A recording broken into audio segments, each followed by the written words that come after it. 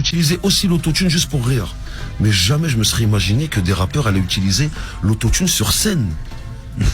Je te jure, moi quand je suis revenu, je me suis rendu compte que l'autotune est utilisé même sur scène. Et même à la radio. J'ai dit, mais moi c'était juste pour rire en studio, les gars. En vrai, quand tu montes sur scène, tu dois savoir chanter. En même temps, aux États-Unis, toi qui as vécu aux États-Unis, c'est aussi utilisé vachement sur scène, l'autotune. T'as beaucoup d'artistes qui l'utilisent. Bien sûr. Même aux États-Unis. Mais même aux États-Unis. Il y en a eu d'autres. Mais c'est pas parce qu'ils viennent des États-Unis qu'ils ont le droit d'utiliser ça. Pour moi, en vrai, à la base, sur scène, tu n'as pas le droit d'utiliser un autotune. Tout simplement. Mais comment tu fais? Aujourd'hui, non mais pour plein d'artistes, comment tu fais? C'est une blague ou quoi? Mais attends, désolé, c'est une blague. Donc tu montes sur scène et tu demandes à un chanteur comment tu fais. Non mais ce que je veux dire par là, c'est que tu vois bien comment utiliser l'autotune. C'est aussi un instrument pour certains artistes. Tu t'en sers comme un instrument, donc. Je blâme pas l'autotune, je blâme la façon dont tu l'utilises. La façon dont tu l'utilises. En vrai, et ça c'est juste en vrai, tu vois. Après maintenant, je sais que c'est pas la norme, et je sais que c'est un peu vieux jeu, je le sais, je l'admets. C'est juste ma façon de penser. Ma façon de penser est que tu dois pas l'utiliser sur scène. Quand tu montes sur scène, normalement, tu es censé savoir chanter. C'est tout. Ensuite, s'il y a des gens qui ne savent pas chanter et qui utilisent l'autotune pour améliorer le son de leur voix, les gens doivent le savoir. Vous êtes en train de regarder quelqu'un qui ne sait pas chanter. Ou pour donner une signature vocale aussi. T'en as qui s'en servent maintenant aussi pour... Ah, fuck. Voilà. Fuck. Non mais si. Fred se fait l'avocat du diable. Non, je me fais pas l'avocat du diable, mais je me dis juste... Donc, si je comprends bien ta logique, étant donné... Non, si je comprends bien ta logique, étant donné que 99%, dont je fais partie, de personnes en studio qui utilisent l'autotune, c'est pour avoir une signature vocale. Donc, on veut tous avoir la même signature vocale. Bah, pas tous, mais non, parce après, je pense que le timbre est différent. Viens m'aider, Jay. Viens m'aider dans, là, on est dessus, il y a deux camps. Non, mais là, il est de mon côté, lui, parce qu'il est en train de parler de timbre. Ouais. Timbre de voix. Là, on est en train de parler de musicalité et de chanson. Un mec, il chante, une meuf, elle chante. On la différencie parce qu'elle a un timbre de voix. On ne la différencie pas parce qu'elle met de l'autotune sur sa voix. Mais par exemple... Revenons à la logique des choses. Par exemple, quand tu vas faire Bercy. Oui. Tu fais pas d'autotune.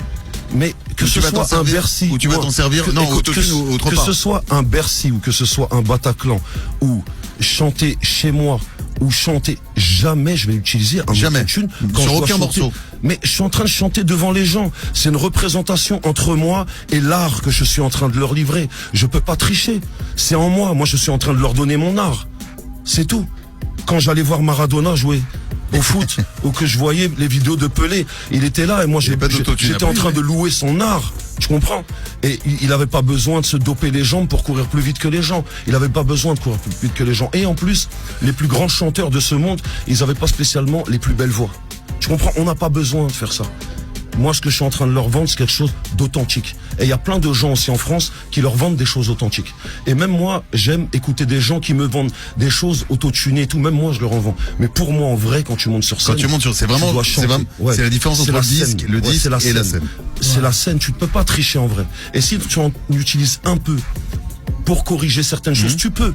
Mais si tu bases une carrière sur le fait de monter sur scène avec de l'autotune, eh ben, pour moi... ta vision et puis ta direction artistique scénique est biaisée.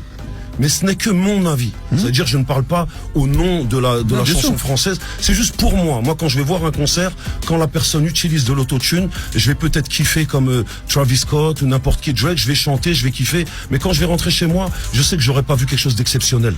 Tu te diras pas, putain, le mec ou la nana m'a impressionné, quoi. Oui. Et par exemple, on retrouve jamais ça dans le rock, on retrouve jamais ça dans le reggae, on retrouve jamais ça dans différents types de musique que j'aime regarder, ou dans la soul music. On retrouve pas ça.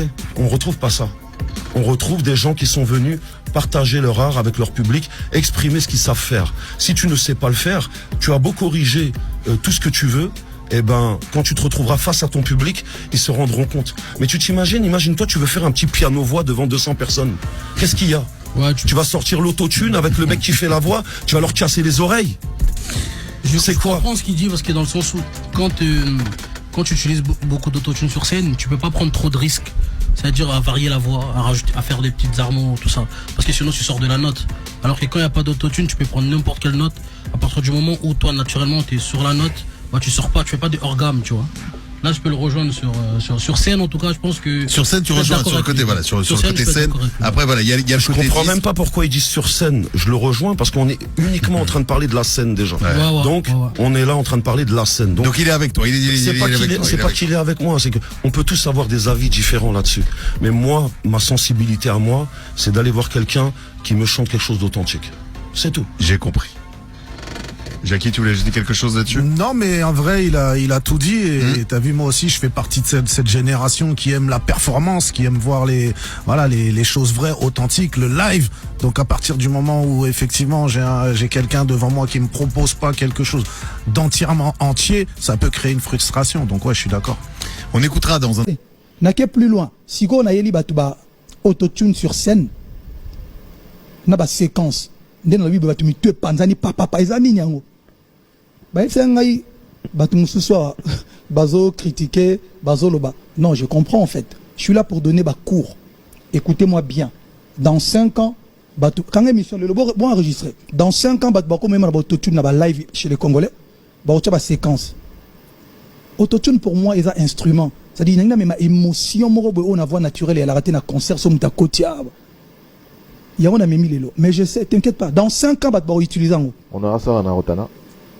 En Arotana, mais bon, comprendre que notre niveau est comme côté. Mais on est aussi